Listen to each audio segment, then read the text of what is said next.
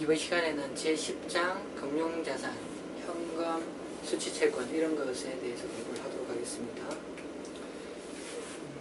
이 장 앞쪽에서는 이제 이 금융자산과 금융부채를 통틀어서 금융상품이라고 이야기합니다. 그래서 먼저 금융상품에 대한 이야기가 등장하고요. 그 다음에 이제 금융자산 제거 등이 있고요. 그리고 현금, 예금, 은행계정조정표, 수취채권, 그리고 매출채권의 할인, 팩토링 등에 의한 자금조달 이런 내용을 공부하도록 하겠습니다.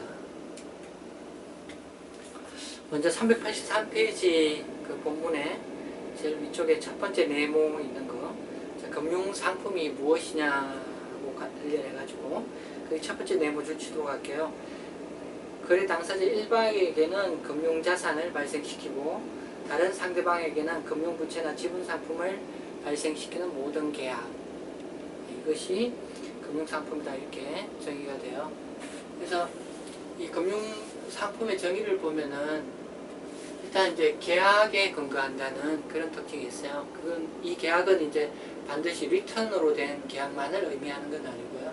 그래서 계약이 있어야 된다. 두 번째는 이렇게 현금 등의 금융자산을 주고받는 그런 계약이다.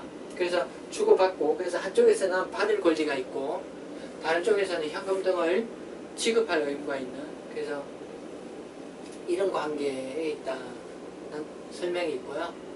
그래서 이거를 조금 더 자세히 보면은 가령 이제 383페이지의 아래쪽에 표가 있습니다. 금융상품 해가지고 거기 이제 금융상품 자산인 것, 그 다음에 금융상품 부채인 것, 그 다음에 지분상품인 것 이렇게 나와 있어요. 그래서 예를 들어서 한쪽에서 매출채권이라고 했을 때 상대방은 매입채무나 미지급금이나 이렇게 인식하고 있겠죠.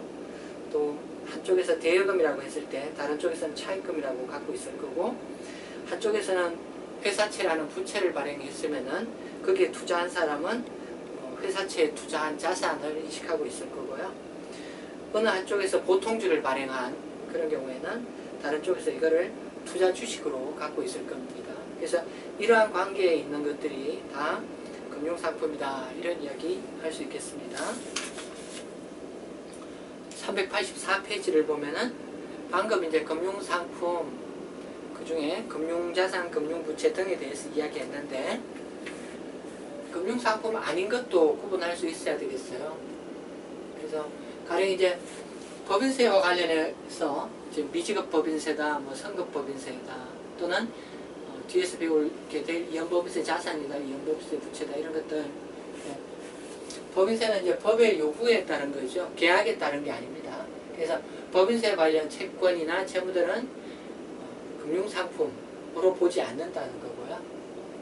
그 다음에 두 번째 이제 의제 의무. 의제 의무가 뒤에 이제 충당부채를 배우면 나오는데, 예를 들어서 매년 영업부서에 대해서 실적을 집계해 가지고 1월 달에 그 실적에 근거한 보너스를 지급해 왔다라고 하는 경우에 그렇게 매년 지급해 온 실적에 따른 보너스, 그게 의제 의무라고 이야기할 수 있거든요. 기업 입장에서 어떤 그 문서로 된 그런 그 계약사항은 아니지만 계속 그렇게 왔고 그 종업원들이 그렇게 기대하고 있으면 그게 의제 의무가 돼요. 그래서 그런 의제 의무도 계약이 없는 거죠. 그래서 계약이 없는 거는 이 금융상품 요건을 충족하지 못하는 거죠. 그 다음에 재고자산, 유형자산, 무형자산 이런 실물자산 등은 이거 자체가 돈을 받을 권리를 나타내는 게 아니죠. 그래서 현금 등의 금융자산을 주고받을 권리가 아니기 때문에 금융상품에 속하지 않는다고 봐야 되겠고요. 우리 그 물건을 사기 위해서 돈을 미리 갖다 주면 선급금이라고 하죠. 받는 측에서는 물건 공급하기 전에 돈을 받으면 선수금이라고 합니다. 이거 다 물건으로, 물건을 가져오거나 물건을 갖다 줘야 되죠. 그래서 이게 돈으로 주고 받을 게 아니거든요. 역시 이것도 그래서 이제 금융상품에 들어가지 않는다.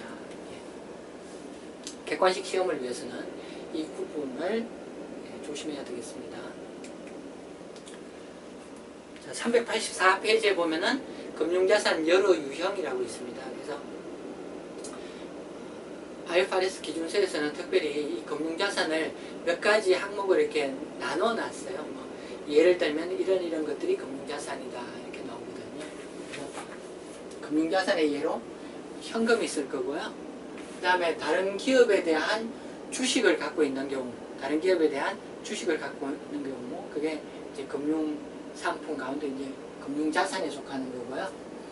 그 다음에 상대방으로부터 이제 현금 등을 받을 권리, 뭐 대여금이다, 뭐 매출채권이다, 이런 것들 다 현금을 받을 거죠. 그래서 이런 것도 금융자산이다 이야기할 수 있겠고요. 그 다음에 이제 뭐 파생상품, 자산이 있어요. 파생상품이라고 하는 게 뭐 선도계약, 선물계약, 뭐 옵션 스왑 이런 것들을 파생상품이라고 이거 고급회계에 가면 배우는데요. 그래서 이게 파생상품은 그 계약 자체가 자산이 될 수도 있고 부채가 될 수도 있어요. 그래서 이게 뭔가 이렇게 잠재적으로 유리하게 받는 그런 것들은 이제 그 파생상품으로서 금융자산이 될 수도 있겠어요. 그리고 이제 여기 5번째는 좀 독특한 경우예요. 거래 상대방으로부터 자기 지분 상품을 수취하는 계약이 있다. 거래 상대방으로부터 자기 지분 상품을 수취하는데 그게 그 일정한 경우에는 자기 지분 상품 수취가 금융자산에 속할 수가 있어요. 그래서 요거는 조금 이렇게 자세히 봐야 되는데요. 여기 먼저 지분 상품이라는 용어가 나오죠. 그게 385페이지 아래쪽을 보도록 하겠습니다. 그래서 거기 아래쪽에 참고가 있는데요. 자, 지분 상품이 무엇이냐? 우리 앞에서 자본이라고 배웠죠. 자본이 뭔가요? 자본이 자산에서 부채를 차감한 나머지 순자산을 자본이라고 이야기하죠. 그 순자산에 대한 계약을, 지분을 나타내는 계약을 지분상품이라고 해요. 그래서 대표적인 예를 들어서 주식이라는 게 그런 거죠. 주식이라는 게 어떤 기업의 그 자산에서 부채를 차감한 그 자녀 지분에 대한 권리를 나타내는 계약이라고 할 수 있겠죠. 그래서 지분상품이라는 게 이야기될 수 있겠고요. 그렇게 보면 지분상품은 자본에 관한 계약이다 이렇게 간단히 이야기할 수 있겠죠. 그리고 여기 특별히 자기지분상품이라는 용어가 등장하죠. 그래서 자기지분상품은 발행기업의 그 자본을 이야기해요. 발행기업의 자본을 나타내는 정권. 그래서 아주 쉬운 말로 하면 자기지분상품이라는 게 그 회사가 발행한 주식을 말하는 거예요. 그 회사가 발행한 주식을 자기지분상품이다 이렇게 이야기해요. 그럼 이 주식을 누군가 투자했겠죠. 그래서 누군가 투자했을 때, 그래서 투자한 기업 입장에서는 다른 기업의 지분을 갖고 있다. 그러면 다른 기업이 발행한 지분상품이다. 이렇게 이야기할 수 있겠죠. 그게 지금 385페이지를 보면은요, 거기 연구라고 있어요. 자기 지분 상품을 수취하는 거래라고 있어요. 지금 이 이야기 왜 하는가 하면은요, 이 금융자산의 종류에 상대방으로부터 자기 지분 상품을 수취하는 계약이라는 게 있거든요. 요거 설명하는 건데요. 그 385페이지 예를 들면은, 가령 이제 S라는 회사, 뭐 삼성전자라고 가정하죠. 삼성전자는 매출의 대가로 B라는 회사가 보유 중인 어떤 그 삼성전자 주식을 수취하게 됐어요. 자, 이게 좀 복잡할 수 있는데요. 자, 요 삼성전자의 회계처리 이야기예요. 이 B라는 회사 이야기하는 게 아니고요. 삼성전자의 회계처리 이야기예요. 그래서 삼성전자가 매출을 일으켰어요. 매출을. 어떤 회사, B라는 회사의 매출을 1000만원어치 일으켰어요. 일반적으로 매출을 일으키면은 그 매가에 대한 회계처리는 오른쪽에 매출이고 왼쪽에 외상으로 팔았다. 그럼 매출채권 이렇게 인식하게 되죠. 매출채권 이렇게 인식하는 게 보통인데, B사가 이런 이야기를 해요. 보통 이 업계의 관례상 물건을 외상으로 사면은 한 2개월이나 3개월 후에 그 외상 대금을 갚는 게 일반적이다. 근데 우리 회사는 지금 자금 사정이 안 좋아서 돈이 없다. 그 대신에 우리 회사가 여러 회사 주식에 투자를 해가지고 우리 주식은 많이 갖고 있다. 그 주식 가운데 당신네 삼성전자에 대한 주식도 우리가 투자한 게 있다. 3개월 후에 우리가 이 물건 구입한 거에 대한 대가로서 돈을 줘야 되겠지만은 돈이 없으니 우리 삼성전자 주식, 당신네 회사가 발행한 이 주식, 우리 시장에서 산 거 예전에 샀던 건데 이걸 주겠다. 이렇게 이야기하는 거예요. 이럴 경우에 조건이, 자, 물건 구입한 것의 대가로서 3개월 후에 이 회사가 발행한 주식을 이 회사가 갖고 있던 거를 준다. 근데 몇 주를 줄 것인가? 그 주가라는 게 계속 이렇게 출렁출렁하면서 변동되죠. 그래서 주가라는 게 그 고정된 금액이, 시가가 고정되지 않고 계속 변동되기 때문에 3개월 후 주가에 맞춰서 1,000만 원이 되는 주식 수를 주겠다. 이렇게 이야기할 수가 있을 거예요. 이런 경우에 3개월 후 주가에 맞춰서 1,000만 원에 해당하는 주식을 주겠다라고 하면은 주식 수가 변동된 거죠. 그래서 이런 경우에는 그 삼성전자 입장에서 3개월 후에 받을 주식 수가, 자기 주식 수가 변동적이고, 그래서 변동적인 이유는 1,000만 원에 맞추기 위해서 주식 수가 변동적인 거죠. 그래서 매출을 인식하면서 왼쪽에 채권을 인식하면 되겠다. 이런 이야기예요. 왼쪽에 채권을 인식하면 되겠다. 왜 채권을 인식하느냐? 그 삼성전자가 발행한 주식, 즉 자기 주식을 취득하게 되는데 왜 채권을 인식하느냐? 그거는 이 경우 자기 지분 상품 취득이 특정 금액에 대한 권리를 나타낸다고 해가지고 금융자산으로 인식해라. 그래서 이것을 채권으로 인식하면 되겠어요. 자, 이게 약속이에요. 우리 그 수학을 처음 배우면은 그 부호에 대한 약속을 배우죠. 이렇게 십자 표시하면은 양쪽을 더해라 그런 말이고, 이렇게 마이너스 표시하면은 이거는 그 서로 빼는 거다 이렇게 약속을 하는 거죠. 이게 마찬가지입니다.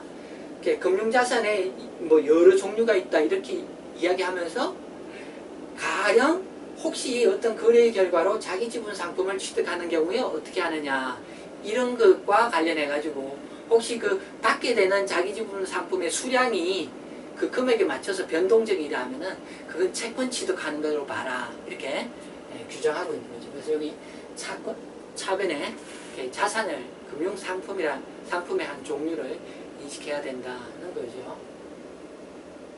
자, 거기에 반해서 혹시 이 계약이 매출 1,000만 원에 대한 대가로서 받는 주식 수가 고정되어 있을 수 있지 않느냐 이런 계약도 있겠죠. 가령 1,000만 원어치 이렇게 팔았는데 그 대가로 삼성전자 주식을 100주를 받기로 했다. 3개월 후에 100주를 받기로 했다. 그럼 주식 수가 위하고 다르게 고정되어 있는 계약이죠. 그래서 이럴 경우는 어떻게 하느냐? 이럴 경우는 자본거래로 봐라. 이렇게 규정을 하고 있습니다. 그래서 매출을 인식하면서 차변에는 자본의 어떤 과목을 인식하도록, 그래서 뭐 예를 들면은 자기 주식 수취할 권리 이런 계정을 만들든지 하여튼 자본과 관련된 계정을 하나 만들도록 하고 있어요. 이게 지금 차변의 자본을 인식했으니까 BS의 자본을 표시할 때는 이 자본을 오른쪽으로 넘겨가지고 마이너스 금액으로, 자본의 마이너스 금액으로 이게 표시가 되겠죠. 그래서 여기서 이야기하는 거는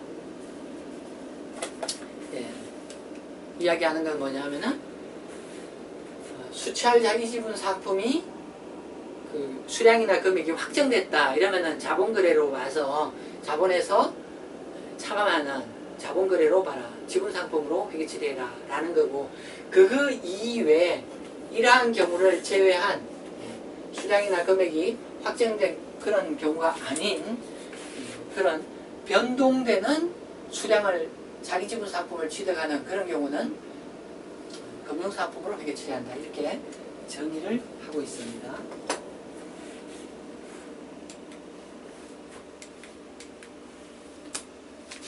그래서 금융상품, 금융자산 이런 것을 이제 잠시 봤고요. 자, 이제 383페이지 보도록 하겠습니다. 예, 383페이지에 보면은요. 거기 현금 및 현금성 자산이라고 있습니다. 그래서 이게 PS 과목으로는 일반적으로 이제 현금 및 현금성 자산에 속하는 게 어떤 게 있는가. 그래서 여기에 속하는 게 현금이 있고 현금성 자산이 있습니다. 먼저 현금에 속하는 것들 그 486페이지 양갈로 1 현금. 그래서 통화가 있고요. 통화는 지폐도 있고 주화도 있죠. 그 다음에 요구불 예금, 보통 예금, 당좌 예금 이런 게 있고요. 그 다음에 타인 발행 수표, 자기압 수표, 가계 수표 이런 것들도 손에 쥐게 되면은 현금이라고 인식해요. 그래서 상대방으로부터 상대방이 발행한 수표를 받았다 이러면 현금으로 인식하는 거예요. 그 다음에 우편한 정서나 만기가 도래한 공사체의 이자표, 또 배당금 통지서, 배당금 통지서 이제 3월달 주총이 끝나면은 그 회사에서 배당을 주주들한테 통지하죠. 그 통지서 이런 것들도 다 현금으로 이렇게 처리한다. 그 다음에 현금 및 현금성 자산에는 현금성 자산이라고도 있는데, 자, 현금성 자산은 유동성이 매우 높은, 여기 매우 높은, 유동성이 높다는 것을 가령 취득일로부터 만기일이 3개월 이내인 단기 투자 자산으로서 확정된 금액의 현금으로 전환이 용이하고 가치 변동의 위험이 중요하지 않은 자산을 말한다. 이렇게 이야기하고 있어요. 그래서 최초 발행일로부터 만기가 3개월 이내고 현금으로 쉽게 전환될 수 있는 그런 가치 변동이 중요하지 않은 그런 것들을 이야기하는데, 예를 들어서 최초 취득일부터 만기가 3개월 이내인 양도성 예금정서, 또 그런 조건에 환매조건부 채권, 기여보험 이런 것들 이야기한다는 거죠. 근데 여기 이제 지분상품은 현금성 자산이 될 수가 없어요. 그 왜 그러냐면은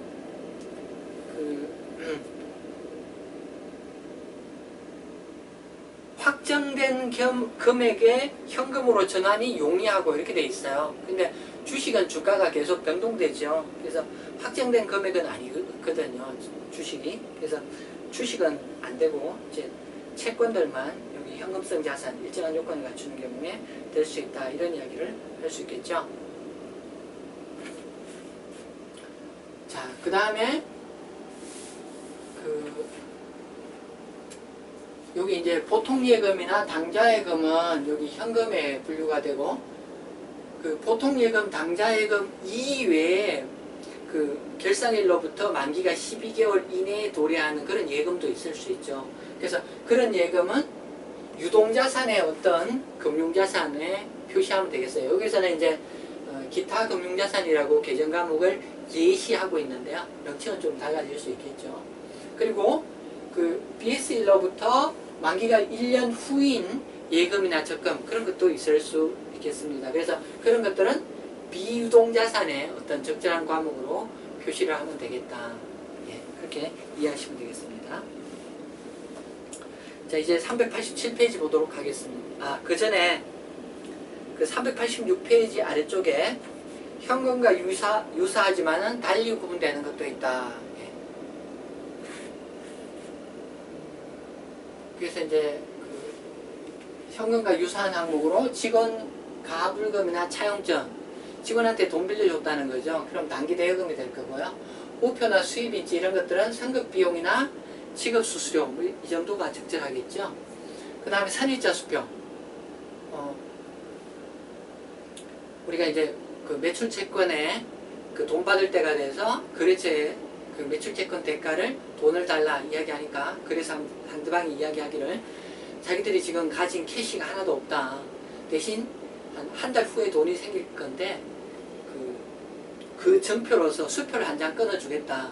근데 이 수표 발행 일자를 자기들이 한 달 후에 돈이 생길 때니까 그 수표 발행 일자를 한 달 후로 해주겠다. 그래서 한 달 후가 되면은 이 수표를 돌려가지고 돈을 가져가라 이런 이야기를 해요. 예. 그게 선일자, 앞섰다는 일자가 앞선 수표. 그래서 선일자 수표를 받아왔다는 거죠. 그러면 그 선입자 수표를 은행에 돌릴 수가 없죠. 그래서 수표 그 날짜가 되기 전까지는 그냥 매출 채권을 갖고 있는 거하고 같은 의미가 되겠죠. 그래서 선입자 수표를 받은 경우에는 원래의 채권 과목으로 인식하면 되겠다는 겁니다. 그 다음에 이제 당좌 차월이라고 있어요. 개인들도 이렇게 마이너스 대출을 쓰는 경우가 있죠. 어떤 계좌가 있으면은, 자기가 개설한 계좌가 있으면은 은행하고 약정을 맺어가지고 가령 뭐 1,000만 원까지는 돈을 이렇게 잔고가 없어도 사용할 수 있다, 이렇게 약정을 맺는 그런 경우가 있죠. 그래서 당좌 예금에 대해서도 그런 약정을 하는 수가 있겠죠. 그래서 그게 당좌 예금에 대해서 마이너스 한도, 가령 뭐 1,000만 원 이렇게 약정해서 실제 그 마이너스 금액 이렇게 내려갔을 때 가령 마이너스 500만 원이다 라고 하면은 당좌 차월 500만 원이다 이렇게 이야기하거든요. 그 마이너스라는 거는 곧 은행으로부터 돈 빌린 거하고 같죠. 그래서 당좌 차월은 단기 차입금으로 보면 되겠어요. 그리고 이제 앞서 이야기한 거지만은 가령 이제 질권이 설정된 예금도 있겠어요. 그래서 6개월 후에 예를 들어서 질권이 해소될 예정이다. 예금인데 누군가 우리 회사의 권리를 행사하기 위해서 우리 계좌, 우리 은행, 우리 회사 예금 계좌에 질권을 설정한 거예요. 근데 그 질권을 설정하게 되면은 우리 인출 제한이 생기거든요. 근데 그 인출 제한이 예를 들어서 6개월 후에 풀릴 것 같다 이렇게 예상이 된다면은 그것은 이제 유동자산의 어떤 과목으로 인식하면 되겠죠. 근데 그게 질권 해소가 BS1로부터 12개월 후에 될 걸로 예상된다. 그렇게 본다면은 비유동자산으로 회계 처리하는 게 적절하겠습니다. 387페이지에 케이스 1이 있습니다. 그래서 케이스 1은 현금, 예금 분류 해가지고 다음은 A 상사의 X8년 12월 말 현재 보유 중인 자산의 일부이다. 그래서 1번부터 10번까지 어떤 현금과 또 현금 비스무리한 어떤 그런 것들이 있고요. 요구사항은 보면은 회사는 현금이나 예금을 성격에 따라 현금 및 현금성 자산, 기타 금융자산 등으로 구분 보고한다. 각각의 계정으로 보고될 금액을 계산하시오. 이렇게 이야기하고 있어요. 그래서 여기서 현금 및 현금성 자산으로 분류될 것, 유동자산의 어떤 다른 기타 금융자산 등으로 보고될 것, 비유동자산의 항목으로 보고될 것, 그리고 다른 과목으로 보고될 것, 이렇게 금액을 고르라고 이야기하고 있어요. 당좌 차월은 단기 차입금 그렇게 되겠죠. 당좌 예금은 현금이 될 거고요. 기일 도래한 공사채 이자표 이것도 현금이고요. 우표는 선급 비용이나 취급 수수료나 이 정도가 적절하겠죠. 6개월 만기 양도성 예금 이거는 유동자산의 기타 금융자산 정도가 적절하겠죠. 그 다음에 2년 만기 적금이다. 만기가 BS1로부터 2년 후에요. 그러면 이거는 비유동자산의 기타 금융자산이 적절하겠죠. 타임 발행의 수표 현금에 들어가죠. 90일 환매 조건의 환매채. 그래서 이거는 1개월 전에 취득했으며 취득일부터 만기가 90일 이내라고 이야기하고 있어요. 그래서 앞에서 현금성 자산이 유동성이 매우 높은 취득일로부터 만기일이 3개월 이내인 단기 투자 자산 그런 이야기 했었죠. 그러니까 이게 현금성 자산에 들어가는 대표적인 예가 되겠죠. 보통예금, 이게 질권이 6개월 후에 해소될 예정이에요. 그러면은 이거는 유동자산의 기타 금융자산 정도가 적절하겠죠. 그 다음에 선입자 수표, 매출채권 대가로 회수했다. 수표를 돌릴 수가 없죠. 그냥 매출채권 갖고 있는 걸로 회계 처리해야 되겠죠.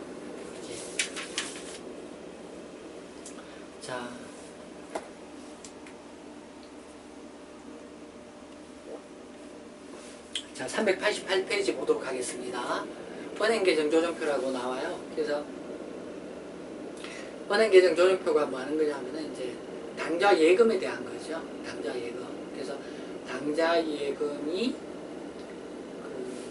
그 은행 잔고가 있죠. 은행 잔고. 은행 잔고는 어떻게 확인할 수 있나요? 통장을 찍어보면 되죠. 통장에 있는 금액은 은행이 인식하고 있는 금액을 말하는 거죠. 예. 통장을 찍어보면은 은행 쪽 잔고를 알 수 있을 거고요. 그 다음에 회사 쪽 잔고가 있을 거예요. 회사 쪽 잔고는 우리 그 당좌예금 장부에 장부를 보면 되겠죠. 그래서 통장하고 당좌예금 장부하고 두 개를 맞춰봤을 때 두 개가 일치돼야 되는데 이 두 개가 일치하지 않을 가능성이 좀 상당수 있어요. 그래서 은행계정 조정표는 이렇게 특정한 날짜에 회사의 당좌예금 장부하고 은행 쪽 장부하고 두 개가 왜 차이가 있는지 확인해 보는 거고, 그래서 혹시 뭐 부정이 발생하지 않았는지 이런 것도 조사할 수가 있겠어요. 그래서 이 은행계정 조정표는 우리가 이제 회계원리 시간에서 배웠기 때문에요. 이 시간에는 그 389페이지에 있는 389페이지에 있는 그 케이스 2를 풀어보면서 우리가 회계원리에서 배운 거를 잠시 되돌아보는 시간을 갖도록 할게요. 389페이지에 먼저 X1년 3월 31일 회사의 당좌예금 출납장 잔액은 60만원이다. 이게 이제 뭐 당좌예금 출납장 이렇게 이야기하면 이게 보조장부가 되겠죠. 그래서 보조장부, 회사의 장부 가운데 보조장부. 그래서 이게 60만원이다. 자, 3월 31일자로 회사 장부는 60만원이에요. 60만원. 이 날짜를 기준으로 은행 조회수를 통해 확인된 은행 잔액은 53만원이다. 자, 은행 잔액은 3월 31일자 현재 53만원이라고 이야기해요. 두 개가 같아야 되는데 지금 다르다는 거죠. 요 은행 잔액은 여기서는 지금 은행 조회수를 통해서 확인했다. 은행 조회수가 이제 보통 보면은 회계감사하는 법인이 요 날짜로 은행에 이렇게 은행 조회수라는 레터를 보내요. 그래서 이 날짜에 당신네 은행이 이 회사하고 그 거래에 있어서 지금 요 날짜에 뭐 예금한 게 얼마냐, 또 돈 빌린 게 이 회사가 얼마나 되느냐, 이런 내용, 모든 금융거래의 내역을 확인하기 위해서 은행 조회수라는 것을 이렇게 보낼 수가 있거든요. 간단하게는 통장 찍어보면 되겠죠. 통장 찍었을 때 3월 31일자에 금액이 얼마일까, 그게 은행 잔액이 되겠죠. 그래서 하여튼 은행 쪽에서 인식하고 있는 거는 53만원이라고 이야기하고 있고요. 다음은 추가적인 조사를 통하여 밝혀진 차이 원인이다 해서 1부터 6까지 있고, 요구사항은 은행 계정 조정표를 작성하시오. 그래서 지금 두 개가 서로 다른 금액인데, 두 개가 서로 다른 금액인데, 이렇게 쭉 해서 마지막에 뭐 이렇게 더하고 빼고 해서 마지막에 은행 쪽 금액이랑 회사 쪽 금액이 마지막에 가면은 같은 금액이 나와야 돼요. 만약에 두 개 같은 금액이 안 나왔다라고 하면은 뭐 부정행위가 있었다, 이렇게 심각하게 생각해 봐야 되는 거죠. 그래서 여기 같은 금액을 찾는 수정 후 금액이 이렇게 두 개 같은 금액이 되는, 자, 그런 상황을 찾는 건데요. 자, 동그라미 1부터 보도록 하겠습니다.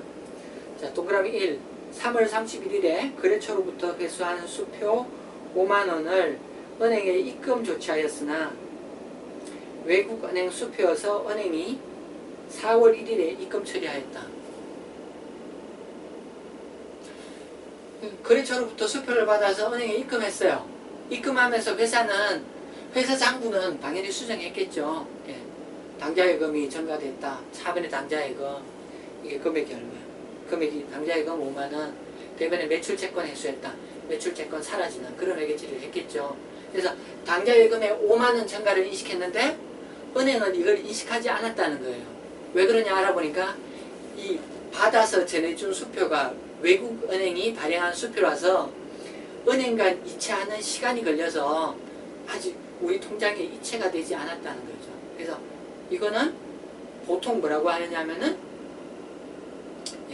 그 은행 미기록 예금이다 뭐 이렇게 이야기할 수 있는데 결국 여기 이제 적으려고 하는 게 다 미기록이에요. 그래서 제가 지금 여기서 쓰는 말은 중요한 말은 아니에요. 이거 뭐 똑같이 써야 된다 그런 거 아니에요. 어차피 이게 미기록 예금들이기 때문에 다 미기록 예금이에요. 그래서 특별히 중요한 건 아니고요. 그래서 3월 31일자로 은행이 아직 인식하지 않았지만은 그 돈에 대한 권리는 은행이 갖고 있는 거죠. 얘가 잠시 자기 그 행정적인 이유로 다른 은행으로부터 추심하고 있어서 그 수표를 갖고 있지만 이 날짜로는 결국은 은행이 그 예금을 갖고 있는 거나 같은 거죠. 그 수표를 갖고 있기 때문에 예금을 갖고 있는 거나 같은 거죠. 그래서 은행 쪽에 5만 원이 가산돼야 되겠다. 그래서 1번은 그렇게 조정을 하면 되겠고요. 자, 두 번째 보도록 할게요. 그래서 두 번째는 3월 27일에 은행 수수료 5,000원이 당좌 예금 계좌에서 출금되었으나 회사는 4월 2일에 그 사실을 확인하고 장부에 반영하였다. 은행 수수료가 매월 그 당좌 예금에서 빠져나가요. 그 은행이 그 당좌 예금을 위해서 뭐 이렇게 돈을 추심해 주는 것도 하고 또 뭐 여러 가지 서비스를 해주거든요. 그래서 은행이 그 당좌 예금에 대한 수수료를 매월 이렇게 가져가요.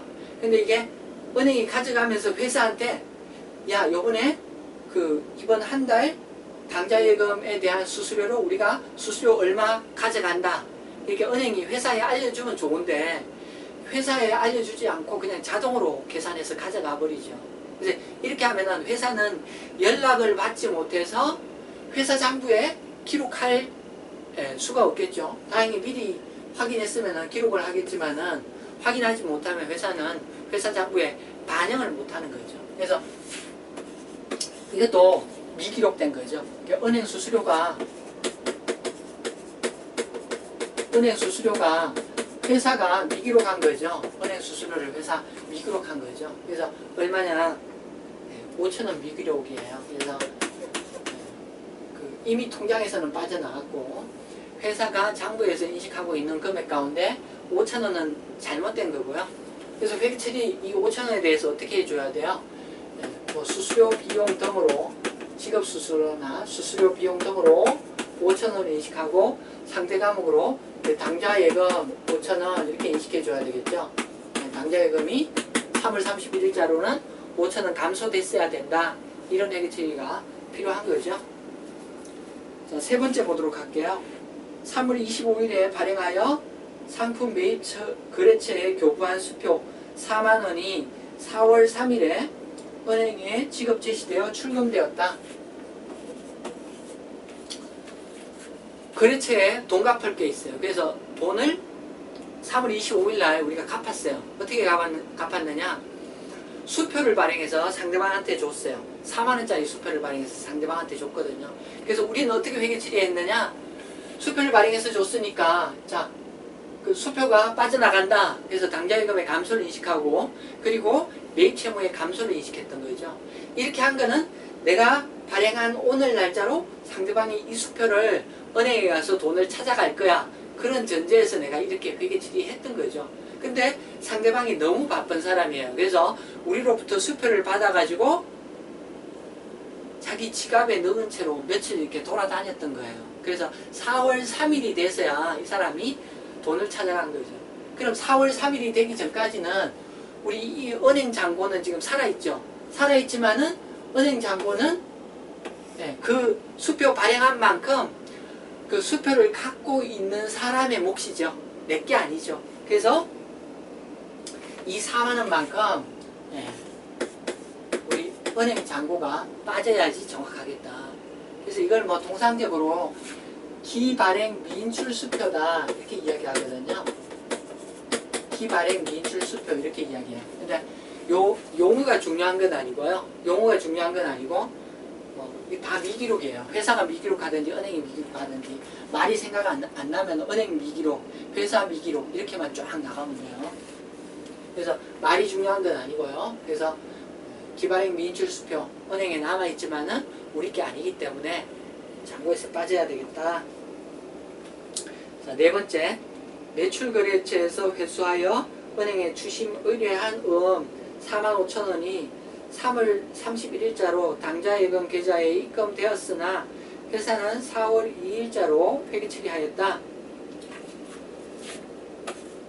자, 우리가 음을 받아가지고 45,000원 거래처로부터 음을 받아가지고 있었어요. 음이 만기가 뭐 2달, 3달 이렇게 있는 거죠. 그래서 갖고 있다가 만기일이 돼가지고 은행에 거래은행에 자, 이 만기가 됐으니 저 상대방 은행으로부터 돈을 받아가지고 우리 계좌에 넣어주세요. 이렇게 요청을 해요. 이걸 뭐라고 하느냐 하면은 추심이라고 이야기해요. 추심. 그래서 회사가 만기가 돼서 은행에 추심을 의뢰했어요. 그래서 의뢰해서 이 돈이 3월 31일자로 우리 계좌에 돈이 들어왔어요. 들어왔는데 회사는 그 사실을 듣지 못해가지고 요 3월 31일자로 여기 들어왔음에도 불구하고 회사는 듣지 못해서 우리 장부에 반영하지 못했다는 거예요. 그래서 이건 뭐 회사 미기록이죠. 회사 미기록 음이라고 하면 되겠죠. 금액이 45,000원. 그렇게 이야기하지만 이 말은 중요한 거 아니에요. 은행 미기록이든지 회사 미기록이든지 둘 중에 하나예요. 그래서 회사가 기록하지 않았기 때문에 회사의 장부를 수정해 줘야 되겠어요. 이 회사 측은 이게 지금 당좌예금의 장부를 당좌예금 장부를 이야기하는 거하고 똑같기 때문에 회사 장부가 잘못되면 수정해 줘야 돼요. 그래서 45,000원만큼 당좌예금이 늘어난다. 이렇게 회계 처리해 줘야 되겠고요. 그리고 이게 거래처로부터 만기된 거 주심한 거라고 했으니까 매출채권을 회수한 거죠. 그래서 매출채권 45,000원이 감소하는 회계 처리가 있겠습니다. 자, 5번은 보면은 3월 31일에 거래처의 매출채권 대가를 받아 입금한 수표 중에 10,000원이 거래처의 은행 잔고 부족으로 지급 거절되었다. 부도라고 하죠. 부도수표. 도자가 돌아오지 않는다 그런 도자거든요. 부도, 돈이 안 와요. 돈이 안 오는 수표, 공수표가 됐다는 거죠. 그래서 이게 이제 거래처 당좌예금 잔고가 있어야지 그 거래처 계좌로부터 돈이 빠져나오거든요. 그런데 그쪽에 돈이 모자란다는 거예요. 얼마 모자라느냐?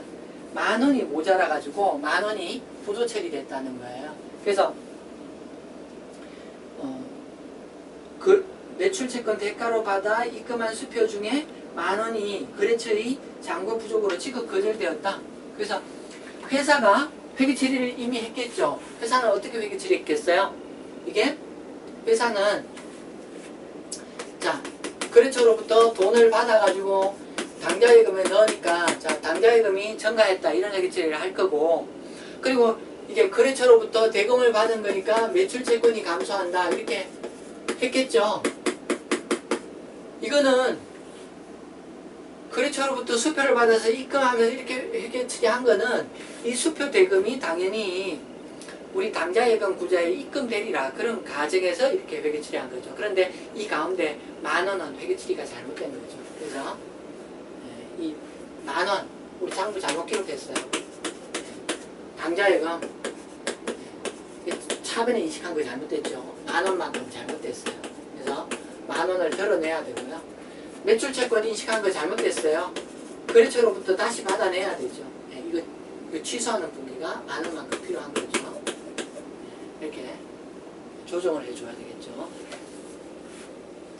자, 6번은 보도록 할게요. 3월 26일에 매입 거래처에 채무 10만원을 상환하기 위해 수표를 발행하여 지급하였으나 회사는 착오로 수표 10,000원을 발행하여 지급한 것으로 회계 처리했다. 우리 일하다 보면 실수가 생기죠. 그래서 회사가 잘못 처리했어요. 그래서 회사 오류가 뭐냐 하면은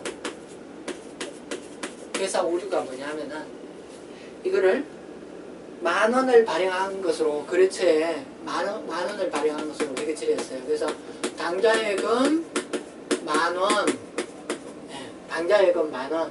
그리고 이게 거래처에 대한 매입 거래처에 대한 채무 상환이다. 이렇게 회계 처리했어요. 근데 제대로 했으면은 무슨 회계 처리를 했어야 되냐 하면은 이게 10,000원이 아니고 100,000원을 발행해서 준 건데 이렇게 잘못 회계 처리한 거라는 거죠. 이게 제대로 했으면은 뭐냐 하면은 이게 정당한 회계 처리, 제대로 된 회계 처리는 뭐냐 하면은 이걸 100,000원으로 회계 처리하는 거예요. 매입 채무 100,000원을 갚는다. 왜냐하면은 수표를 발행해서 100,000원짜리를 주기 때문이다. 그래서 이렇게 했어야 되는데 회사가 이렇게 반영을 한 거죠. 회사가 이렇게 10,000원으로 회계 처리를 한 거죠. 그럼 우리가 지금 이렇게 되도록 수정을 해줘야 되는 거죠. 이렇게 100,000원이 되도록 수정을 해줘야 되는 거죠. 그래서 기록 오류예요. 이번에 미기록이 아니고 기록 오류예요. 은행이 잘못됐나요? 회사가 잘못됐죠. 회사가 장부에 이렇게 10,000원 감소했다라고 썼는데 10,000원이 아니라 100,000원 감소했다 이렇게 썼어야 되는 거죠. 그러니까 추가적으로 90,000원만큼 이렇게 90,000원만큼 이렇게 당좌예금이 감소하는 회계 처리를 했어야 되는 거죠. 그래서 이게 추가적인 붕괴가 필요해요. 그 추가적인 붕괴를 오류 수정 붕괴라 이야기해요. 오류 수정 붕괴. 오류 수정 붕괴다 이렇게 이야기해요. 자, 얘가 1번이고요. 우리가 해야 될 궁극적인 목표는 이 두 번째 있는 회계 처리예요. 추가적인 회계 처리를 해주는 거죠. 오류 수정 붕괴라는 추가적인 붕괴를 해주는 거죠. 1번은 이미 회계 처리 되었었던 거고 2번은 아이고 잘못됐구나 지금 발견해가지고 추가적으로 한 번 더 붕괴를 해주는 거죠. 그래서 이렇게 두 번째와 같이 회계 처리 되려면 어떻게 하면 돼요? 두 번째와 같이 되려면은 이거를 90,000원 플러스 해주면 되죠. 그래서 매입 채무, 그 다음에 당좌예금 각각 감소를 90,000원 이렇게 해주면 되겠어요. 그러면은 이미 10,000원은 이식했기 때문에 90,000원을 반영하면은 이 두 번째 붕괴와 같은 그런 붕괴가 되는 결과가 되는 거죠. 그래서 여기 회사가 할 붕괴는 여기에 대해서 할 붕괴는 요 오류 수정 붕괴. 90,000원만큼 당좌예금이 더 감소돼야 된다. 90,000원만큼 당좌예금이 더 감소돼야 된다. 매입 채무 상환이 10,000원이 아니라 90,000원이다.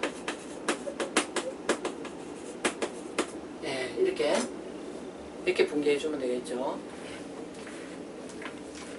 그래서 이렇게 해서 회계 처리를 마치면은 이렇게 반영하면은 얘가 이제 뭐 540,000원이 되고 50,000원, 45,000원, 만원, 45,000원이 540,000원이 되고 은행 잔고도